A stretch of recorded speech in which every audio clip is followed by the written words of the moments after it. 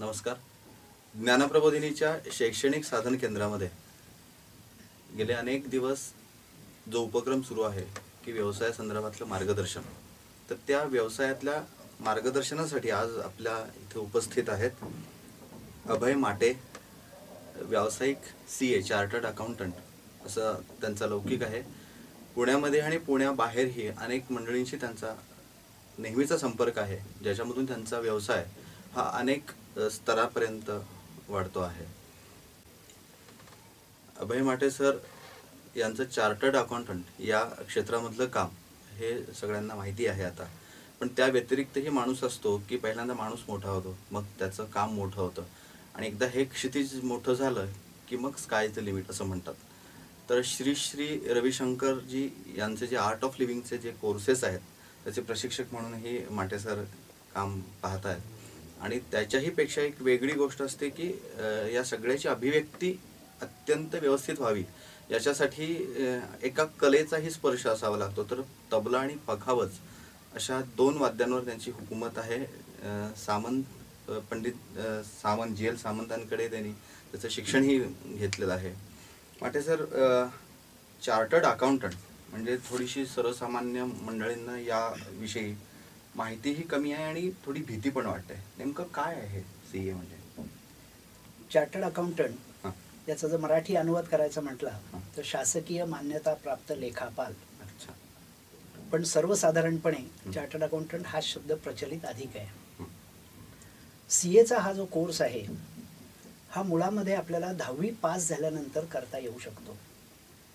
10वीची परीक्षा झाल्यानंतर common proficiency test CPT, engineering किंवा मेडिकल या व्यवसायामध्ये ज्यांना जायचं असेल त्यांना जशी CET असते तशाच स्वरूपाची ही CPT अशी टेस्ट ही पहिल्यांदा द्यावी लागते.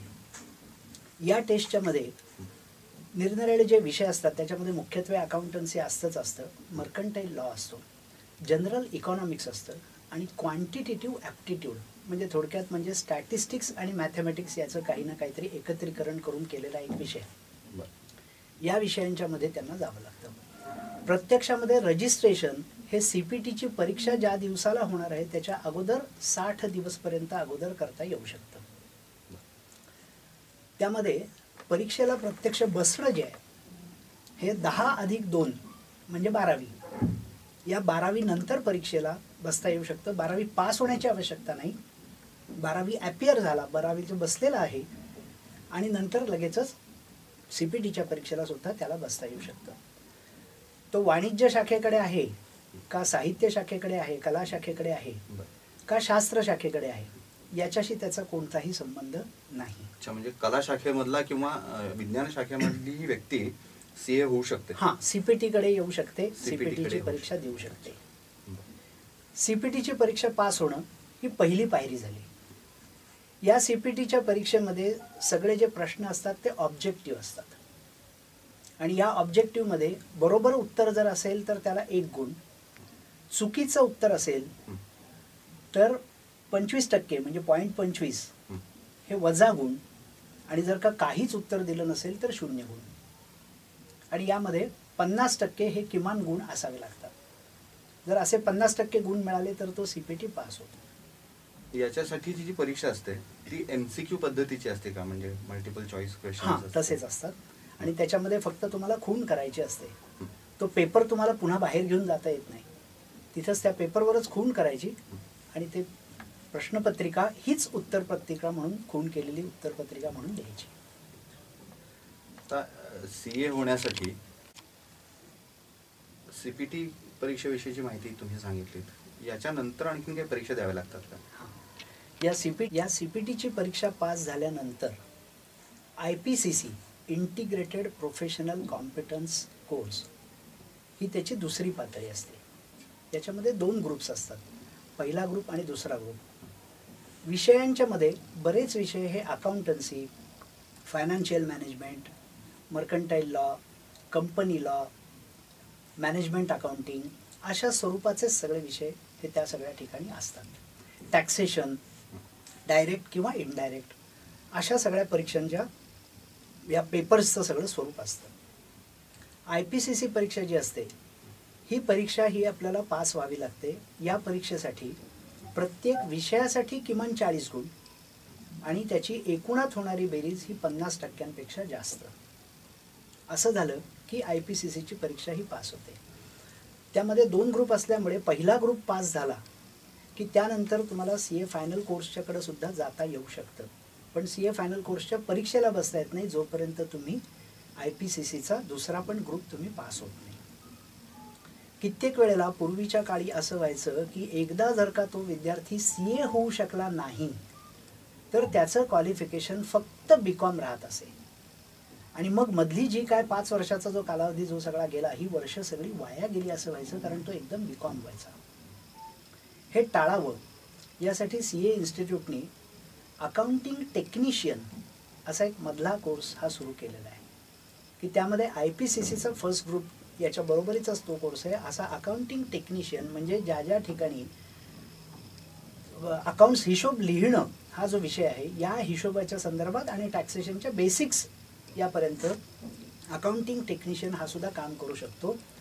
त्याला सुद्धा पुढे ह्या संधी मिळून जातात. म्हणजे CAच्याकडे गमतीने एक उदाहरण कायम किंवा गमतीने एक वाक्य म्हटलं जायचं की CAचे 2 अर्थ होतात. एक म्हणजे चार्टर्ड अकाउंटंट, नाही तर come again for the examination. मग ह्यातली कम अगेन जी काय स्थिती होती ती यातनं काढून टाकली आणि त्यामुळं आता CA कोर्सकडे येणाऱ्यांची संख्या ही आता वाढायला लागलेली आहे. दुसरी, हे सगळं ज्यावेळेला तुम्ही IPCC होऊन जाता त्यावेळेला अजून एक तिसरी पातळी येते. ही दुसरी पातळी झाली. तिसरी पातळी जी येते ती म्हणजे फायनलची परीक्षा. या फायनलच्या परीक्षेमध्ये पण 2 ग्रुप असतात. एकूणात 4 विषय पहिल्या ग्रुपमध्ये, 4 विषय दुसऱ्या ग्रुपमध्ये. सगळं ॲडव्हान्स अकाउंटिंग, रिपोर्टिंगची फॅसिलिटी कशी असावी, रिपोर्टिंग कुठल्या पद्धतीने करावं, या सगळ्याचे विषय.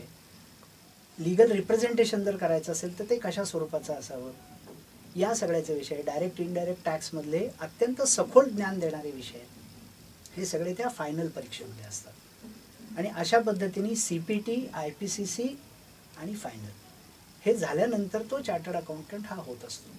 जर मध्येच सोडायची जर आवश्यकता पडली तर IPCCच्या नंतर अकाउंटिंग टेक्निशियन ही एक वेगळी ब्रँच त्याला उपलब्ध होते.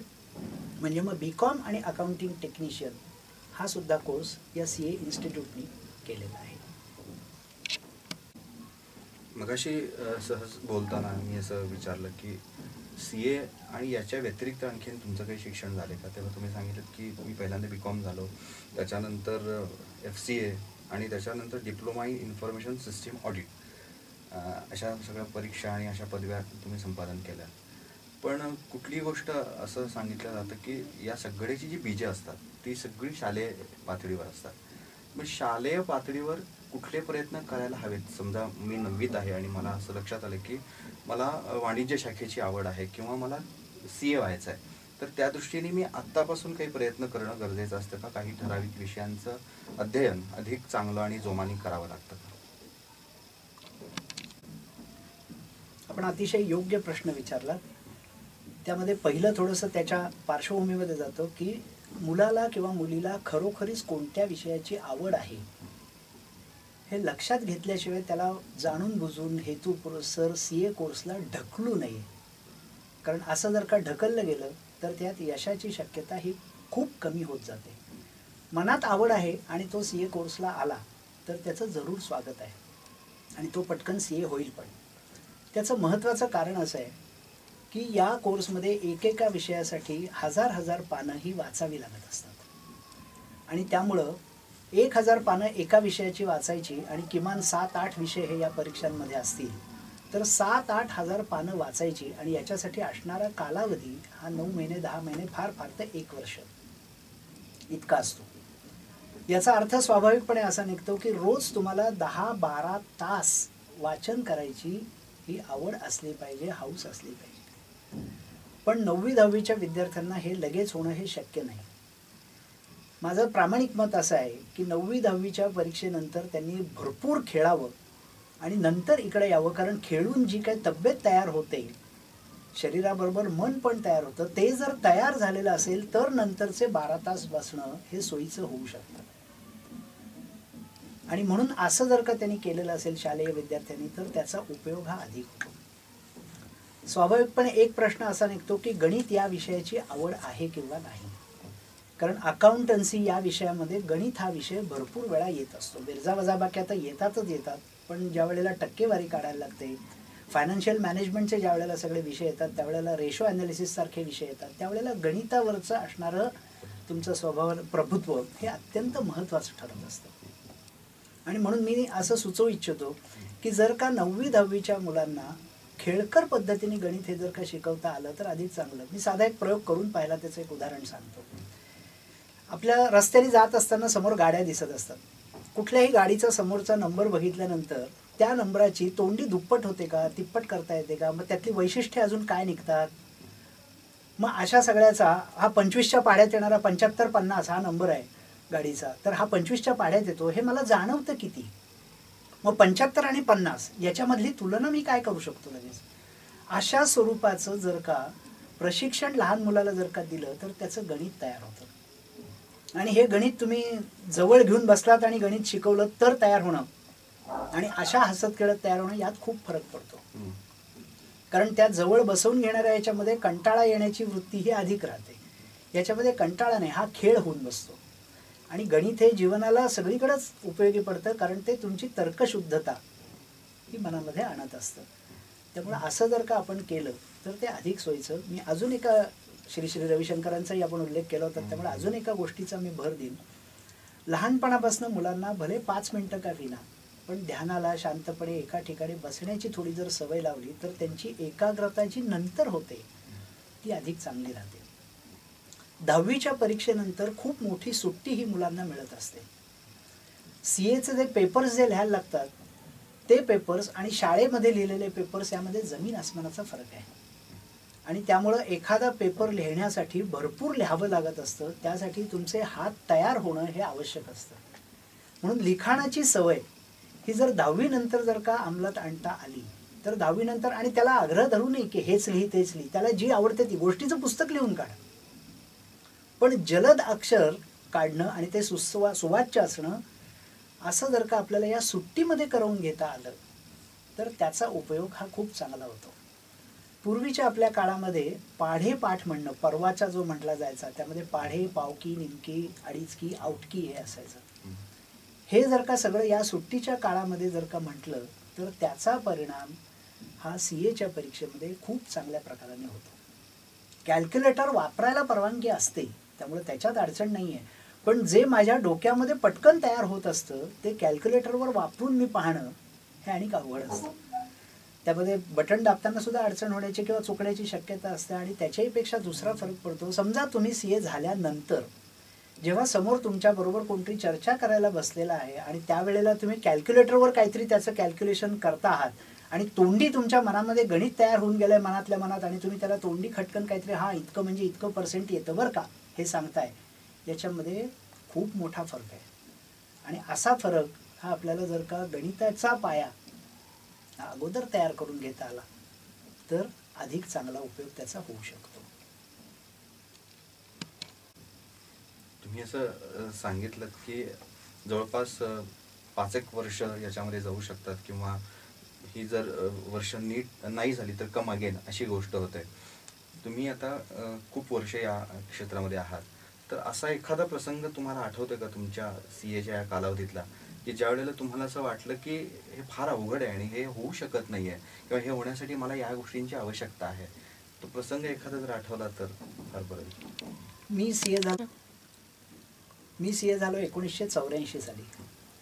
त्यावेळची जी परीक्षा होती ही परीक्षा पेपर रोज असायचे, सोमवार ते शनिवार, किंवा तारखा ठरलेल्या होत्या. 2 मे 2 नोव्हेंबर यापासून सुरुवात व्हायची आणि रोजच्या रोज पेपर असायचा.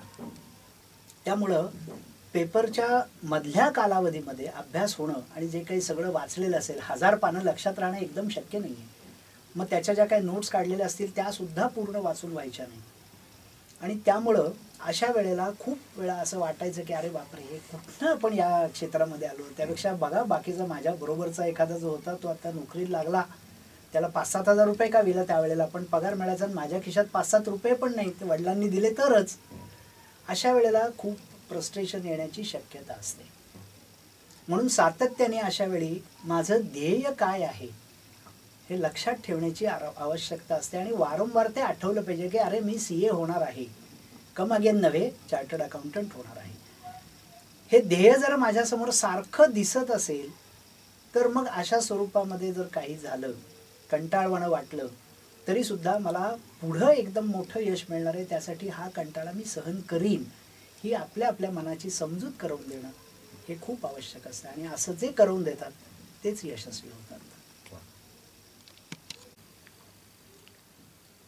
सर, संगणक ही काळाची गरज मानली जाते. CA होण्यासाठी संगणकाची किंवा त्यातल्या प्रशिक्षणाची मूलभूत काही त्यातलं प्रशिक्षण असावं अशी काही अपेक्षा असते का आजच्या काळामध्ये? किंवा त्यासाठी काही सॉफ्टवेअर्स आहेत की जी पुन्हा काही मदत चांगल्या प्रकारे करू शकतात CA होण्यासाठी वगैरे? संगणकामध्ये जो आता आपण प्रश्न विचारला त्यामध्ये संगणकाचं प्रशिक्षण आणि 100 तासाचं प्रशिक्षण या CA कोर्समध्ये अंतर्भूत केलेलंच आहे. आणि ते घेतल्याशिवाय तुम्हाला पुढे फायनलला जाता येत नाही. हे जसं प्रशिक्षण आहे तसंच ओरिएंटेशन असंही प्रशिक्षण यामध्ये घेतलेलं आहे. CA झाल्यानंतर सुद्धा GMCC जनरल मॅनेजमेंट आणि कम्युनिकेशन GMCS कम्युनिकेशन स्किल्स याही वरती प्रशिक्षण हे घ्यावं लागतं. कारण त्या माणसाला CA ही डिग्री केवळ उपयोगी पडत नाही, त्याला प्रत्यक्ष अनुभव याची जोड असावी लागते. आणि म्हणूनच CA करत असताना IPCCचा पहिला ग्रुप त्यांनी पास झाल्यानंतर त्याला 3 वर्षाचं प्रॅक्टिकल ट्रेनिंग दुसऱ्या कुठल्या तरी CAच्या हाताखाली घ्यावं लागतं.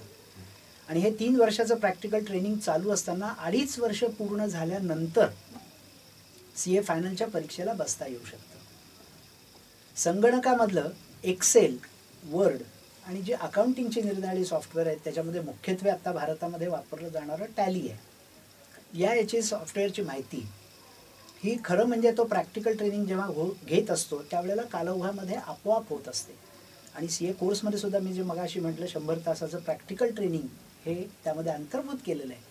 त्यामध्ये सुद्धा त्याला या सगळ्या कॉम्प्युटर या क्षेत्राची, संगणक या क्षेत्राची माहिती होऊन जाते. तर काही वेळेला असं होतं की खेड्यापाड्यांच्यामध्ये या सगळ्या CAच्या प्रशिक्षणाची ही सोय नसते. अकाउंटन्सी हा विषय हा मी नुसता घर बसल्या आणि पुस्तकावरनं नाही करू शकत, कारण तो प्रत्यक्ष करण्याचा विषय आहे. मग अशासाठी त्याला कुठल्या ना कुठल्या तरी क्लासला जावं लागतं. असं जर क्लासेसला जर का तो गेला तर 2 प्रकारचे क्लास आहेत. CA इन्स्टिट्यूटसुद्धा काही क्लासेस चालवते किंवा खाजगी क्लासेससुद्धा चालवले जातात. सर, कॉमर्सला म्हणजे वाणिज्य शाखेला प्रवेश घेतलेल्या एखाद्या मुलाला विचारलं की तू काय होणार आहेस पुढे, तर तो अतिशय अभिमानानं सांगतो की मी CA साठी ट्राय करणार आहे, असं तो सहज बोलून जातो. पण CA साठी लागणारे कष्ट, त्याच्यासाठी लागणारी जिद्द, त्याच्यासाठी असणारी स्वतःची तयारी, या सगळ्या गोष्टी तुम्ही सांगितल्यात. आणि ती जो करेल तो जास्तीत जास्त त्याला रिटर्न्स मिळतील असं तुम्ही आता सांगितलं. याच्यासाठी नोकरी उपलब्ध आहे की व्यवसाय करणं हा एकमेव पर्याय असतो? काय नोकरी करणारे जे आहेत आता त्यांचं प्रमाण बदलत आहे. नोकरी करणाऱ्यांच्याकडे जाणाऱ्यांची संख्या हळूहळू वाढते आणि मग त्यामुळे ते आता साधारण 50-50% आसपास नोकरी आणि स्वतःचा उद्योग करणाऱ्यांची संख्या आहे. नोकरी जर CAला करायची असेल तर त्याला दारामध्ये वेटिंग पिरियडसाठी थांबावं लागत नाही. कितव्या अटेम्प्टला CA झाला, त्याचे त्यावेळचे मार्क किती होते, तो मेरिटमध्ये कुठं आलाय का, कुठल्या विषयामध्ये त्याचं ज्ञान किंवा मार्क हे अधिक चांगले आहेत, या आधारावरती पगाराची सुद्धा किमान रक्कम ही 50-60 हजारापासून सुरुवात होते. CAच्यासाठी कॅम्पस इंटरव्ह्यू हे सुद्धा इन्स्टिट्यूटतर्फे घेतले जातात आणि त्याच्यामध्ये निरनिराळ्या इंडस्ट्रीमधल्या लोकांना बोलवलं जातं. ती मंडळी नुकतेच CA झालेले जे आहेत त्यांचे सगळ्यांचे कॅम्पस इंटरव्ह्यू घेतात. स्वतंत्र व्यवसाय ज्याला करायचा असेल, कुठल्याही स्वतंत्र व्यवसायाला जे मूलभूत ठरवावं लागतं की पहिली 2 वर्ष आपल्याला फार मोठं उत्पन्न मिळणार नाही हे गृहीत धरावं लागतं. कारण लोकांच्यामध्ये तुमची ओळख होणं, तुमच्या स्वतःची क्षमता ही लोकांच्यामध्ये सिद्ध होणं, CA इन्स्टिट्यूटने फक्त एकदा सिद्ध करून ते भागत नाही. तुमची विश्वासार्हता आहे की नाही, समोर बसलेल्या व्यक्तीला तुम्ही तुमचा विषय किती सहजपणे आणि चांगल्या पद्धतीने समजावून सांगू शकता, हे सगळं वैयक्तिक असणारं स्किल जे आहे हे सुद्धा CA कोर्समध्ये हे डेव्हलप होतं, नाही असं नाही आहे, पण त्यावरती त्याचा व्यवसाय हा अवलंबून असतो. कित्येक वेळेला घरामध्ये आधी कोणतरी CA आहे आणि मग त्यामुळे त्यांचा मुलगा पण CA करतोय, नातू पण CA करतोय, अशी परंपरागत CA असणारी मंडळी ही सुद्धा बऱ्याचदा व्यवसायामध्ये जातात. अशा परंपरागतांना अगोदरचं पाठबळ हे मिळालेलं असतं, त्यामुळे ते फार पटकन तिथं समाविष्ट होऊ शकतात. पण नवीन माणसाला जर का व्यवसाय सुरू करायचा असेल तर किमान 2 वर्ष आणि त्यानंतर मात्र 2 वर्षाचा एकदा त्याचा पाया पक्का झाला मग नंतर मग आपण जो मगाशी उल्लेख केला स्काय इज द लिमिट तसं होऊ शकतं. आणि त्यानंतर मग अधिक उत्पन्न हे सुरू होतं. ते वाढण्याचं प्रमाण हे नोकरदाराच्या पेक्षा कितीतरी पटीने जास्त असू शकतं. अभय माटे सर इथे उपस्थित झाले आणि ज्ञानप्रबोधिनीच्या साधन केंद्रामध्ये त्यांनी खूप चांगली माहिती CA विषयी दिली. CA विषयी आपल्या सगळ्यांच्या मनामध्ये थोडीशी भीती आहे, थोडंसं दडपण आहे, नक्की तिथे गेल्यानंतर काय होतं. मला असं वाटतं की एकतर हा सध्या ग्लोबलायझेशनचा जमाना आहे, तर CA विषयीची अधिकाधिक माहिती वेबसाईटवर कुठल्या उपलब्ध आहे की जेणेकरून एखाद्या सर्वसामान्याला हे सगळं पाहून CA इन्स्टिट्यूटची ICAI.org ही एक वेबसाईट आहे, अतिशय संपन्न वेबसाईट आहे. त्यामध्ये केवळ CA कोर्सचीच माहिती आहे असं नाही, निरनिराळे अकाउंटिंग स्टँडर्ड जी येत असतात, निरनिराळे जे हायकोर्ट काय किंवा सुप्रीम कोर्ट यांचे जे निरनिराळे निर्णय येत असतात, अकाउंटिंग प्रोफेशनमधल्या घडणाऱ्या ज्या घडामोडी असतात, सध्या international financial reporting standards IFRS याही विषयामध्ये अनेक पद्धतीने बोललं जातं. ते काय आहे, आपल्या इथले अकाउंटचे स्टँडर्ड्स काय आहेत की ज्या योगे अकाउंटिंग आपलं युनिफॉर्म असावं. मी ठेवलेले अकाउंट्स आणि तुम्ही ठेवलेले अकाउंट्स हे दोन्ही एकाच पायावर जर असतील तर त्या दोन्हीचा अर्थ एकमेकांना लावता येणं हे शक्य आहे. मी वेगळ्या पद्धती वापरतो, तुम्ही वेगळ्या पद्धती वापरता असं असेल तर मग ते दोन्ही अकाउंट्स हे एकच आहेत किंवा एकाच पायावर आहेत असं म्हणता येत नाही. अशा सगळ्या मूलभूत गोष्टी या ICAI.org या साईटवर या मिळून जातात आणि त्याचा अतिशय चांगला उपयोग हा होतो. आज माटे सर इथे आले आणि त्यांनी आपल्याला खूप चांगलं मार्गदर्शन केलं. त्याबद्दल मी ज्ञानप्रबोधिनीच्या साधन केंद्राच्या वतीने त्यांचा मनपूर्वक आभार मानतो. धन्यवाद.